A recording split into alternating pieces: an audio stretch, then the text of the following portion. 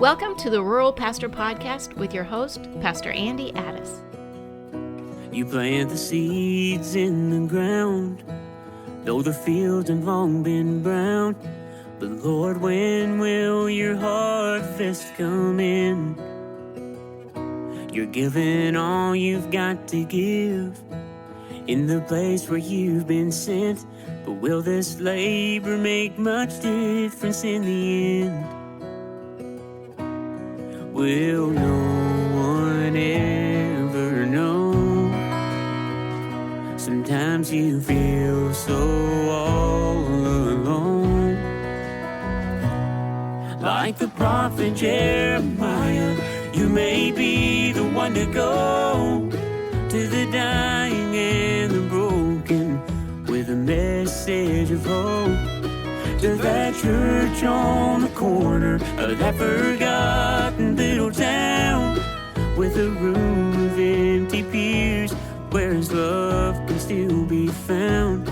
You may never know of all the seeds you sow, but it just takes one willing soul to make it known. Well, greetings, my friends, and welcome to another edition of the Rural Pastor Podcast. We are so excited to bring you this episode, and I know it sounds better than any other that we've ever produced because we're not producing this one.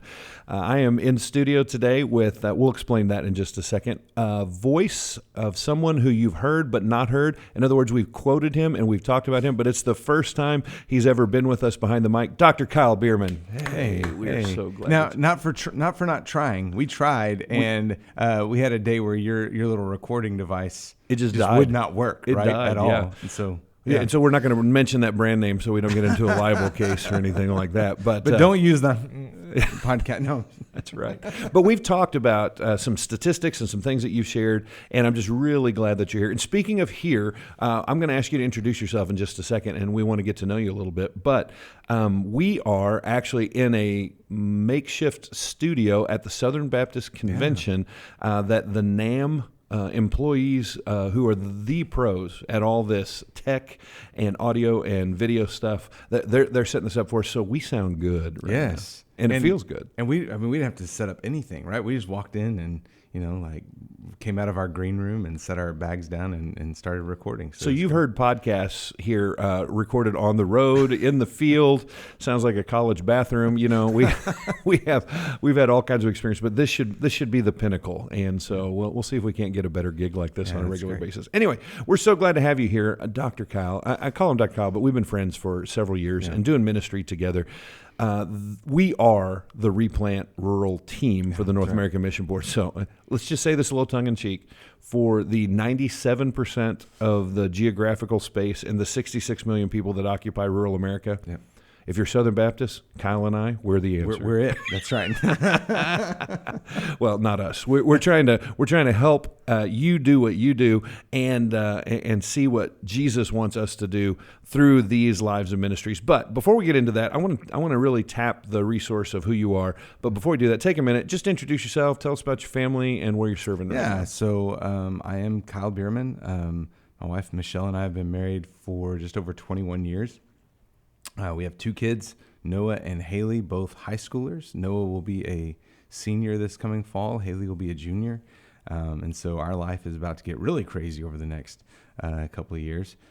We live in Lubbock, Texas, where I serve full-time with NAM as a rural specialist, and then serving on staff in a volunteer role with our local church, and doing some discipleship stuff and leading worship for our youth ministry and teaching high school Sunday school. And so, I got my fingers in a lot of different things around ministry wise. And what I've always loved about you is if we talk about any subject in modern church life, you have read about it or you are up on it, and it's more than a hobby for you. Yeah. I mean, for the last 20 plus years, I've been doing ministry either as a youth minister, a music minister, pastor, now youth ministry volunteer. And so there's not much that I haven't done except preschool ministry. I will refer you to someone else for preschool. Don't you want to add that to the resume? No, we can make that happen.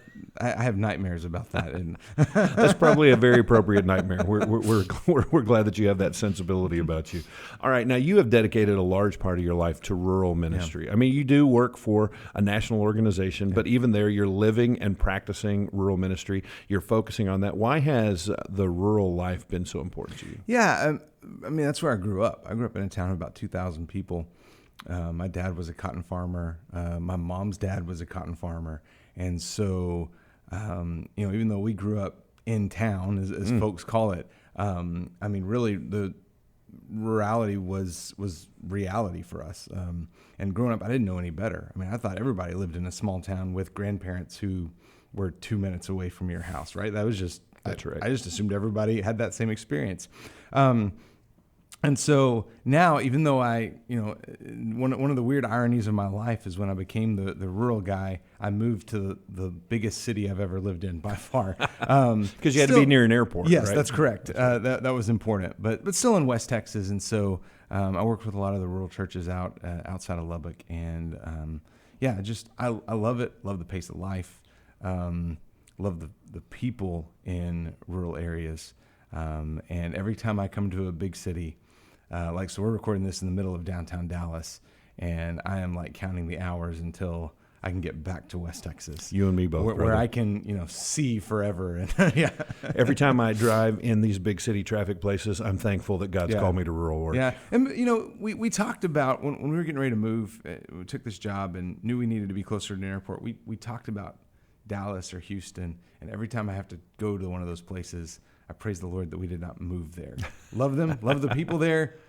I don't want to live there. When the only traffic jam you have is outside the co-op during harvest season, that's right. the kind of life we would live. Yeah, you got to wait on the cotton trailers to go by. Yeah. That's right. And by the way, that's a bit of nuance of your past. I didn't know I'm going to be able to call you a cotton picking doctor. Yeah. Well, listen, I knew early on I was grateful to come from a farming family, but I also knew from the time I was probably 5 or 6 that was not what I wanted to do with my life. So it's a hard life, but so fulfilling and purposeful. We have a lot of people who listen to this who do that. But yeah, we just hats off. Yeah, props to you guys. I didn't have enough faith to do that, so I became a minister.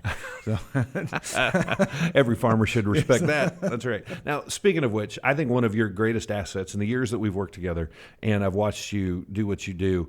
You have a great mind. You produce great content and resources. But your relational ability, the way you know everybody, you know their story. You say, "Hey, I know a guy." That's how you lead every conversation. "Hey, I know a guy," or "I met a guy."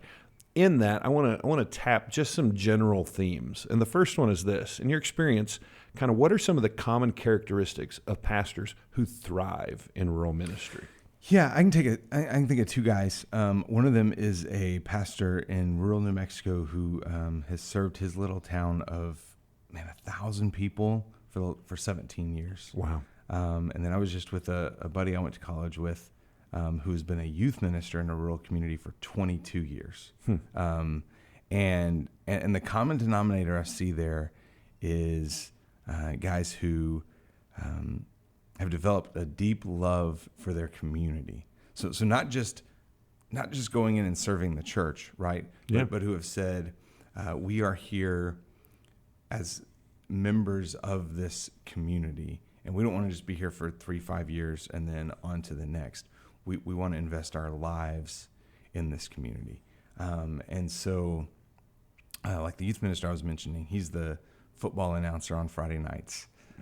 He is involved in the schools in a lot of different ways. Embedded. Yes, embedded in the community. And at this point, not just as the youth guy at the church, right? But as a long-standing member of the community.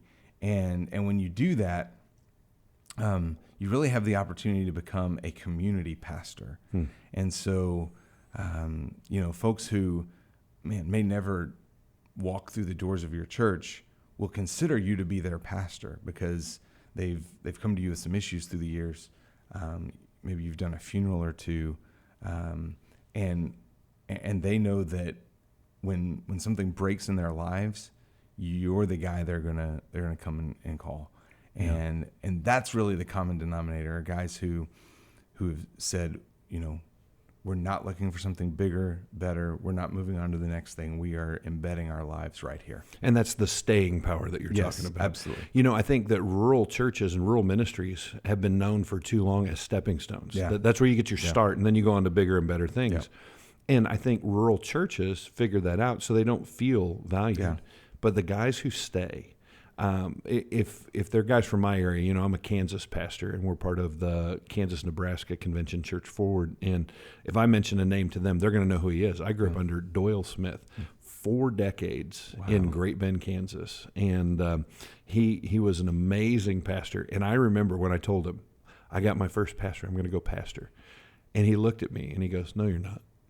I thought, oh no, I'm about to be rebuked. He's going to tell me I shouldn't take the job. What's going on? He goes, "You'll go serve and you'll lead and you'll work." He goes, "But you won't pastor them until you've been there about 8 years." Yeah. And man, if he wasn't right, there was like a light switch that got flipped on about year 7 or 8, where the congregation was like, "Oh, you're going to be here for a while. You're going to trust." And they shifted from saying, "Well, Andy's not going to be here forever," to, "Well, Andy's not going anywhere." Yeah. We can't get rid of him now. That's right. That's a biblical number of 7. But the staying power, you move from leader or speaker or teacher to pastor, shepherd, and caregiver if you're willing to stay. Yeah. And that just takes time. You can't rush that. And that's not to say there's never a good reason to leave, right? Mm-hmm. There are numerous good reasons to leave. If God calls you. Yes, to go on to something else.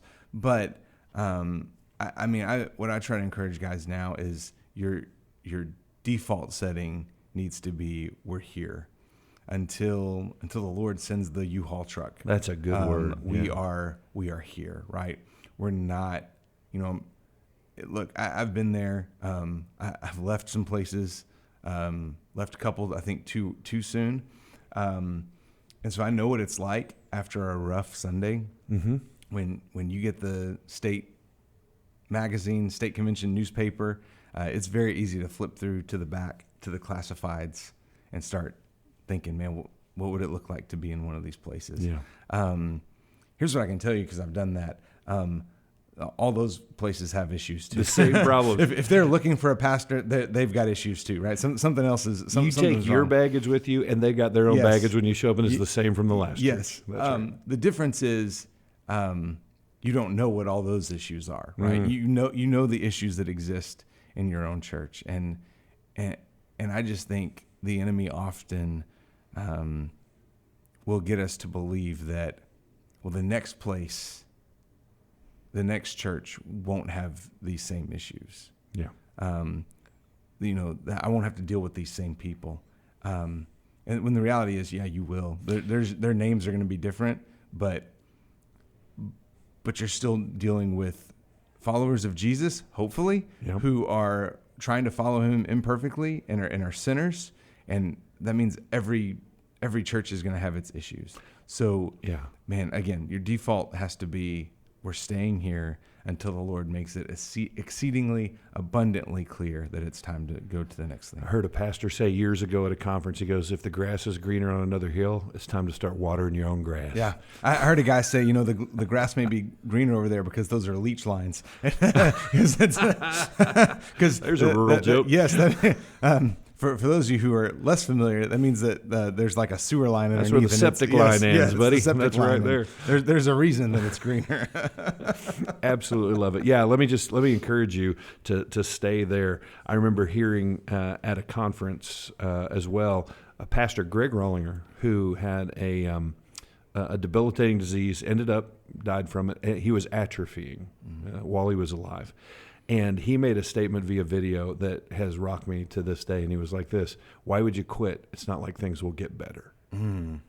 And while there may be reasons, and while God may lead you in those places, unless it's the voice of the Lord, just stay. Yeah. There's power in that, and it's a growing, compounding interest if you're willing to stay. I think that's a good word, brother. Yeah, one of the best pieces of advice that I ever got when I was kind of in a spot wrestling with, man, we're going to stay through this? Is this time to go?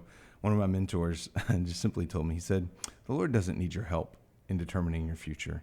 He said, if it's time to go, he said, you'll get that phone call. He said, you'll have somebody else speak that into you. Yeah. He goes, you don't need to be sending out dozens of resumes. He said the Lord will tell you. Lord will tell you. Yeah.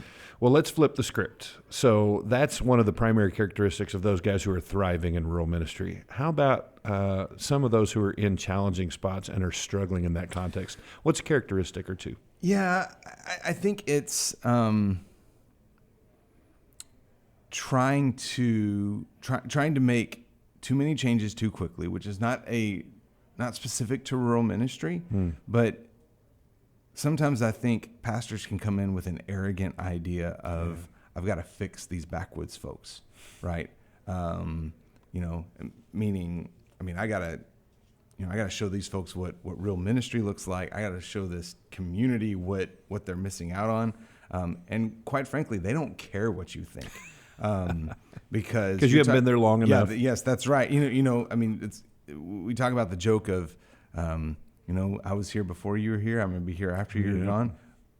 But it's true. That's not a joke in rural ministry. They'll tell you that. Yes. And you're talking about folks whose families have been in some of these communities for generations. Right. And so, if you come in as the outside and you come with any sort of arrogance whatsoever, that's not going to go well.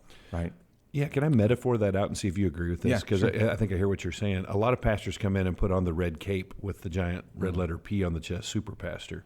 I've got these ideas, but what they need to be is a pointer dog. Yeah. Right? We point to Jesus. We point towards what he's doing. We point towards what he's done. So instead of being the superhero, we're the hunting hound that helps point him in the right direction. Yeah, that's good. I think one way that you do this is you sit down and you get to know your folks at coffee shops and local diners and Daylight Donuts. Yes, and on their farms, That's right. Go ride in the truck with a guy and let him show you all his cows and let him show you his farm equipment. And if you don't know anything about that, learn.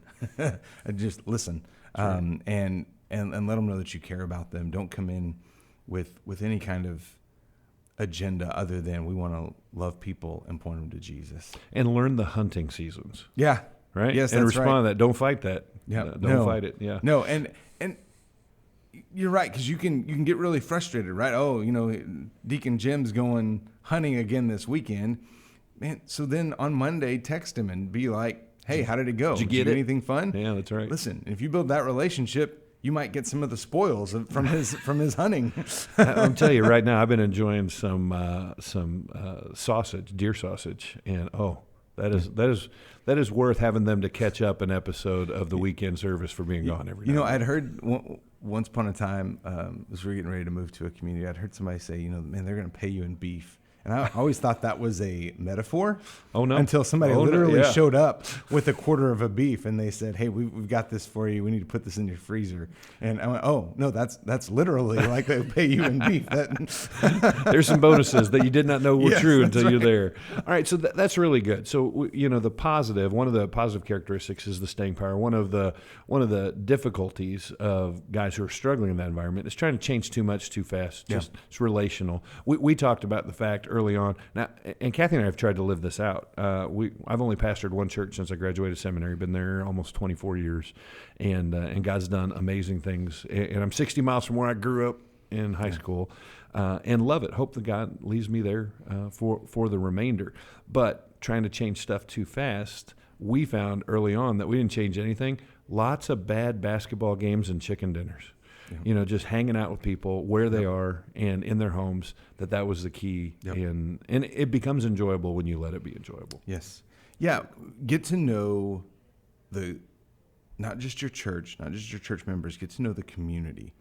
So we're looking at some events that we're planning for the fall. And we know if we're doing anything in West Texas in the fall, it's not going to happen on a Friday night.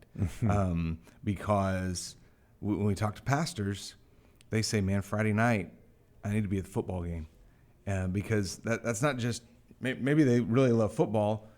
More than likely, it's because they really love their community. And they know Friday nights, our community is out at the football game. And I can go pay $8 and for 2 hours, walk around and see tons of people from the community and have conversations. And so some of the best ministry you do is Friday nights. Oh, absolutely. Yeah. Yes.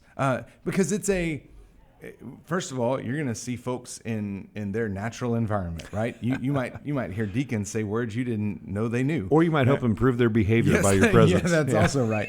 But you're going to see them in a non-threatening environment, right? And they can get to know you as something other than just the pastor. They can really get to know you as a member of the community. Kyle, this has been really good, and we've got more to talk about. I think we need to make this another visit. Yeah, let's do it. Can we do that? Yeah. So we're going to close this part down, and then I'm going to invite you back to talk about revitalizing and replanting and maybe some resources. It's just so good to hear the years of experience that you've had in helping us, because if you're in rural ministry, it's tough, and there's some perspectives that we can I got told once, or I got asked once by an associational director of missions, do you know what your blind spots are? And I gave him 3 or 4 things. He goes, okay, those aren't your blind spots because you see them. I said, oh, that's good. That's good. And so that's what we're hopefully doing, maybe pointing out some of those. But you'll join us again if we do this real quick? Absolutely. Okay, thanks a bunch. Well, ladies and gentlemen, thank you so much for joining us this time. Hope you've enjoyed Dr. Kyle Bueermann with us. We're going to bring him back on the next episode, talk about the difference between revitalizing and replanting and some resources. It'll be an awesome gathering. So we hope to see you again soon on another edition of the Rural Pastor Podcast. Like the prophet Jeremiah, you may be the one to go to the dying and the broken with a message of hope. To that church on the corner of that forgotten little town with a room of empty pews where his love can still be found. You may never know of all the seeds you sow, but it just takes one willing soul to make him known. Thank you for joining us on the Rural Pastor Podcast. Special thanks to Chosen Road for our incredible theme music and to 180 Digital for their corporate sponsorship and making all the technical things possible. Rural Church Leader, we want to remind you that your work is important, that you are important, and that you are not alone. See you again soon for another edition of the Rural Pastor Podcast.